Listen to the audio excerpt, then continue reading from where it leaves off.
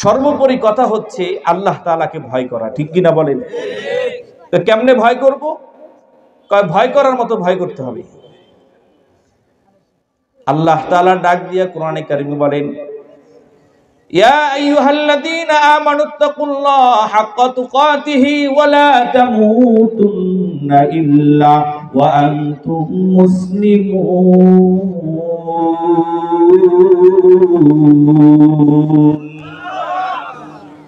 এ মুসলমান ইমানদার আল্লাহর গোলাম, ভালো করে বোঝেন কেমন আমার আল্লাহ তাআলাকে ভয় করতে হবে। কেমনে হুজুর, কেমনে ভয় করব? ভয় করার মতো ভয় করতে হবে। আল্লাহ রাব্বুল আলামিন যেভাবে বলেছে ভয় করার জন্য ওইভাবেই ভয় করতে হবে।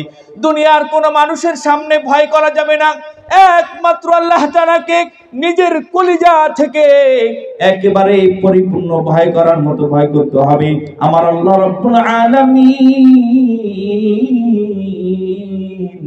এই জন্য কোরআনে কারিমে বলেন, হাক্কা তুকাতিহি ওয়া লা তামুতুন্না ইল্লা ওয়া আনতুম মুসলিমুন। বান্দারা, ভয় করার মতো ভয় করে এরপরে তুমি কবরে আইছো এবং পরিপূর্ণ ইমানদার হয়ে, মুত্তাকি হয়ে, মুসলমান হয়ে আত্মসমর্পণ করে এরপর তুমি কবরে আইছো। না হলে কবর তোমার জন্য জান্নাতের কোনো গর্ত হবে না, জান্নাতের কোনো টুকরা হবে না। আমি রব তোমার কবরের মধ্যে জাহান্নামের টুকরা মারিয়ে দেব। নাউযুবিল্লাহ বলেন। এই জন্য আল্লাহ তাআলাকে ভয় করার মতো ভয় করতে হবে। কিভাবে ভয় করব আমরা? এই মুসলমান ইমানদার আল্লাহর গোলাম, আপনাদেরকে একটা ওয়াকিয়া শোনাই। দেখেন কেমন আল্লাহ তাআলাকে ভয় করছে আর আমি আপনি কেমন ভয় করি। ইব্রাহিম বিন আদহাম একজন আল্লাহর ওলির নাম, ইব্রাহিম বিন আদহাম। তার ছেলের নাম হচ্ছে ইব্রাহিম, বাপের নাম হচ্ছে আদহাম। এই আদহাম রহমতুল্লাহি আলাইহি কত বড় বুজুর্গ ছিলেন। একদিন হঠাৎ করে একটা নদীর পাশ দিয়ে যাচ্ছে ইব্রাহিম বিন আদহাম, হযরত আদহাম রহমতুল্লাহি আলাইহি। পেটের মধ্যে অত্যন্ত ক্ষুধা নিয়ে নদীর পাড় দিয়ে হাঁটতেছে হযরত আদহাম। দেখতেছে সুন্দর একটা ফল নদী দিয়ে ভেসে আসতেছে। হযরত আদহাম রহমতুল্লাহি আলাইহি ওই ফলটাকে তাড়াতাড়ি নদীর পানি থেকে উঠিয়ে তাড়াতাড়ি ভক্ষণ করে নিলেন। ভক্ষণ করার পরে চিন্তা করলেন, আহারে আহারে, কার ফল আমি ভক্ষণ করলাম? ফলের মালিক কি আমার তো জানা নাই। কাল হাসরের ময়দানে যদি আমাকে আল্লাহ রাব্বুল আলামিন জিজ্ঞেস করে, বান্দা তুমি এই নদীর মধ্যে থেকে ফল কুড়িয়ে তুমি নিজে খেয়েছো, জানো নাকি ওই ফলটা কার? তখন আমি আল্লাহর কাছে কি জবাব দিব? কলিজার মধ্যে এই ধাক্কাটা আসার পরে আদহাম রহমাতুল্লাহি আলাইহি পাগল হয়ে গেছে। এখন কি করব, কি করবে? এ ফল কার? এই ফলের মালিককে আমি যাব তাড়াতাড়ি তার কাছে যা ক্ষমা চাইব। কারণ হলো আমি আল্লাহ তাআলাকে ভয় করি। কাকে ভয় করি? আমি আল্লাহ তাআলাকে ভয় করি। সুতরাং এই ফলের যে মালিক তার কাছে যদি আমি যেতে না পারি, তার কাছে যদি ক্ষমা না আনতে পারি, কাল হাসরের ময়দানে আল্লাহ রাব্বুল আলামিন হাজারো হাজারো লক্ষ কোটি বিলিয়ন মিলিয়ন মানুষের সামনে আমাকে অবদস্থ করবে, আমাকে জিজ্ঞেস করবে, আদহাম তুমি এই ফল কেন খেয়েছো, কার থেকে খেয়েছো, কিভাবে খেয়েছো, আজকে জবাব দাও। এ মুসলমান ইমানদার আল্লাহর গোলাম, এরপরে আদহাম রহমতুল্লাহি আলাইহি ওই সমুদ্রের ওই নদীর যে দিক থেকে স্রোত আসতেছে চিন্তা করলেন এই ফল আশেপাশে হবে না, অনেক দূর তো হয়তো আসছে। আদহাম রহমতুল্লাহি আলাইহি নদীর কিনার দিয়ে হাঁটতেছেন। কখন এই ফল কোন গাছে আছে, ওই গাছের মালিককে তার কাছে গিয়ে ক্ষমা চাবে।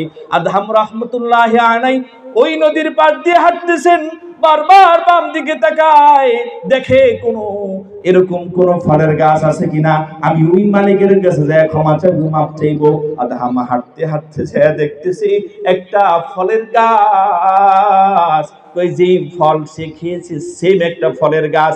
যা দেখতেছে ফলের গাছের সামনে এমন একটা মহিলা, বৃদ্ধ মহিলা দাঁড়ায় রয়েছে। ওই আদহাম রহমতুল্লাহি আলাইহি যা বলেন, গো এ বিদ্যামাম, তুমি ও বুড়া মা শোনেন, আমি একটা ফল খেয়েছি নদীর মধ্যে থেকে কুড়ে পেয়েছি, হয়তোবা এই ফলটা আপনার গাছের হবে, আপনি যদি আমাকে ক্ষমা না করেন কাল হাসরের ময়দানে আল্লাহ রাব্বুল আলামিন আমাকে ক্ষমা করবে না। আদহাম রাহমাতুল্লাহি আলাইহি যখন ওই বুড়িমাকে বললেন, বুড়িমা বলার সাথে সাথে বুড়িমা বলে না, হারে দুনিয়াতে কি এখনো এমন যুবক আছে যে যুবক সে একটা নদীতে পেয়ে শুধু একটা ফল পেয়ে খেয়েছে, এটার সে মালিকানার কাছে আসছে এটার দাবি ছাড়ানোর জন্য। এটা কোনো সাধারণ যুবক হতে পারে না, এটা কোনো সাধারণ পুরুষ হতে পারে না।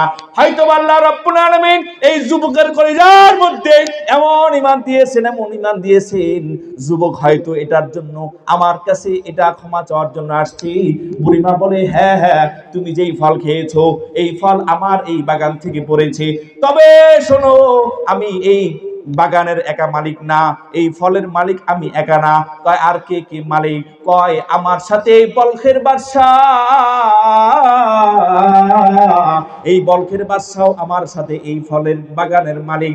সুতরাং তুমি যদি দাবি সারাইতে চাও, এই দাবি সারানোর জন্য আমি তোমাকে অর্ধেক মাফ করতে পারবো।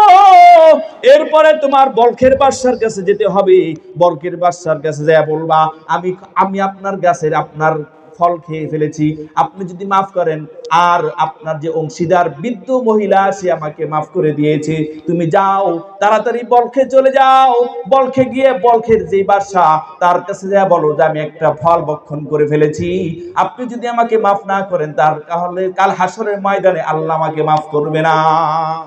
এ মুসলমান ইমানদার আল্লাহর গোলাম ভালো করে বোঝেন কেমন আল্লাহ তাআলাকে ভয় করছে। আল্লাহ তাআলার ভয় কলিজার মধ্যে কেমন ঢুকাইছে। আজকে আমি আপনি তো আল্লাহ তাআলাকে এরকম ভয় করি না। যদি রাস্তার মধ্যে কোনো টাকা পাই চিন্তা করি আল্লাহ তাআলা আমাকে দান করছে, ঠিক কিনা বলে? এরকম বলি না আমরা? রাস্তায় পাইছি তো কাই না খাইব, এটা আমারই তো আল্লাহ দিয়েছে, না হলে কি রাস্তায় পড়তো নি, ঠিক কিনা বলে? তাহলে বোঝা গেল কেমন আল্লাহ তাআলাকে ভয় করতে হবে। আহারে ইব্রাহিম বিন হযরত আদহাম রাহমাতুল্লাহি আলাইহি ওই বলখের বাদশার কাছে যাইতেছে, ওই সামান্য একটা ফল খেয়েছে। তবে মাসআলা হচ্ছে যদি কোনো ব্যক্তি সমুদ্রের মধ্যে অথবা কোনো নদীর মধ্যে খালের মধ্যে ফল পেয়ে থাকে, ওই ব্যক্তি যদি ওই ফল খায় তাহলে তার জন্য জায়েজ আছে। এ মুসলমান ইমানদার, তবে তাকওয়া অর্জন করার জন্য আদহাম রাহমাতুল্লাহি আলাইহি ওই মালিকের কাছে ছুটছেন যার গাছের ফল, ওই ফলের দাবি ছুটানোর জন্য মালিকের কাছে দৌড়াইতেছেন।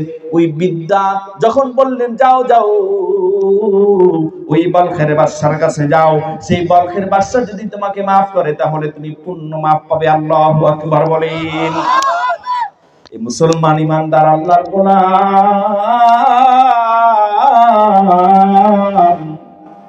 দেখেন কতটা আল্লাহ তাআলাকে ভয় করছে। বলখের বাদশার সামনে যাইতেছে আদহাম রাহমাতুল্লাহি আলাইহি। দারোয়ান জিজ্ঞেস করে, কোথা থেকে আসছো? আদহাম রাহমাতুল্লাহি আলাইহি বলেন, আমি সুদূর অমুক অঞ্চল থেকে আসছি। কেন আসছো? বাদশার কাছে আমি কিছু ঋণ আছে, ঋণ পরিশোধ করার জন্য আসছি। দারোয়ান বলে, যাও যাও, বাদশা তার কামরার মধ্যে আছে। ইব্রাহিম বিন আদহাম রাহমাতুল্লাহি আলাইহি চলে গেলেন সেই বাদশার কাছে। যাওয়ার পরে বলে, বাদশা আমি আপনার কাছে ঋণী আছি, ঋণ পরিশোধ করতে আসছি। কি ঋণ আছে? কয় আমি একটা নদীর পাড় দিয়ে যাচ্ছিলাম, অত্যন্ত ক্ষুধার্ত অবস্থায় ছিলাম, আমি নদী থেকে একটা ফল গ্রহণ করেছি। এরপরে যখন আপনার বাগানের আমি সংবাদ পেলাম, আপনার বাগানে যখন আমি চলে গেলাম, যাওয়ার পরে দেখতেছি একটা বৃদ্ধ মা সে ওই বাগান চর্চা করছে।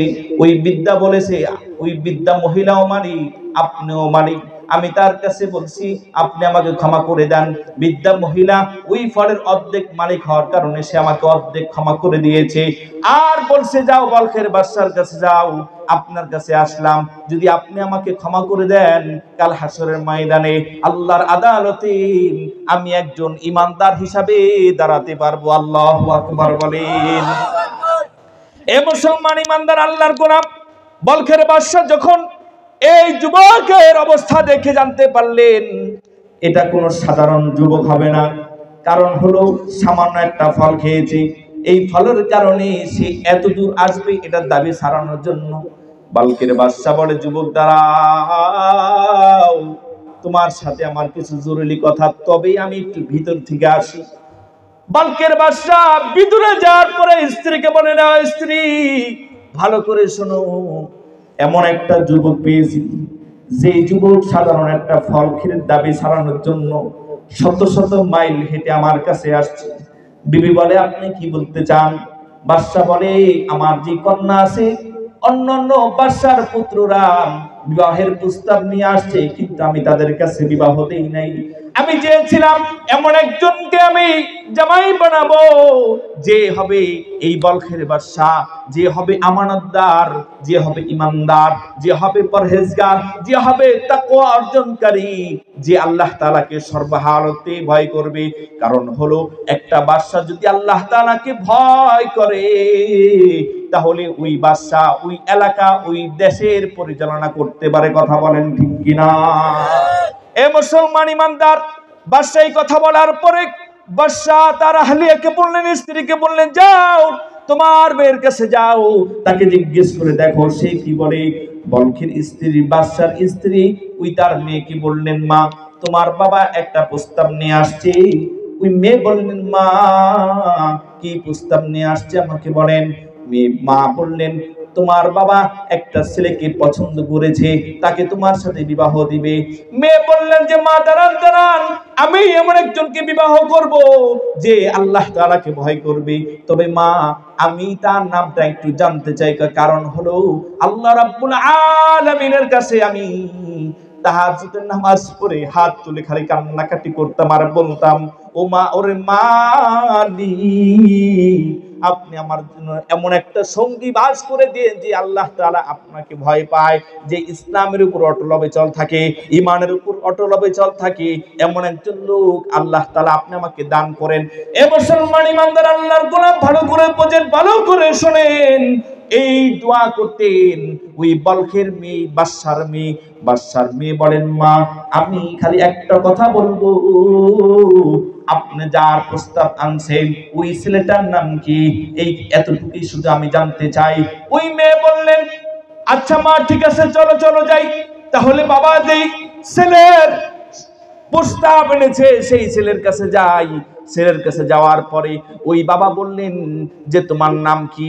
আমার নাম হচ্ছে আদহাম। আল্লাহু আকবার বলে। এই মুসলমান ইমানদার আল্লাহর গোলাম আদহাম বলার পরে ওই যুবতী, অর্থাৎ ওই বলখের বাদশার মেয়ে কন্যা বলতেছে, ও মা, আপনারা যে সন্তান, যেই যুবককে চয়েস করেছেন, আপনারা যে যুবককে বিবাহের জন্য আমার কাছে প্রস্তাব দিয়েছেন, আমি এই যুবককে বিয়ে করব। কারণ হলো আল্লাহ রাব্বুল আলামিন স্বপ্নে যুগে এই যুবকের নাম আদহাম আমারে জানায়া দিয়েছে। আল্লাহু আকবার। এই মুসলমান ইমানদার দেখেন, কোন মানুষ যদি আল্লাহ তাআলাকে ভয় করার মতো ভয় করে, তাহলে আল্লাহ রাব্বুল আলামিন দুনিয়াতেও তাকে লাভবান করেন, আখিরাতে তার জন্য জান্নাত রেখে দিয়েছে। আল্লাহু আকবার। এই মুসলমান, এই জন্য আপনার আমার প্রথম কাজ থাকবে আল্লাহ তাআলাকে ভয় করতে হবে। কেমন ভয় করতে হবে? ভয় করার মতো ভয় করতে হবে। সুতরাং আল্লাহ তাআলাকে ভয় করে চলতে হবে, গুনার কাজ করা যাবে না। কারণ হলো মানুষ যখন গুনাহ করে তখন আল্লাহ তাআলার ভয় তার কলিজা থেকে উঠে যায়। কথা বলেন ঠিক কিনা? মানুষ চিন্তা করে, আরে গুনাহ করি, গুনাহ করতে করতে আর মনে হয় না যে এটা গুনাহ, এরকম হয়ে যায়। গুনাহ করতে করতে গুনাহ কাজ করা মানুষের জন্য অনেক ভালো লাগে। কথা বলেন ঠিক কিনা?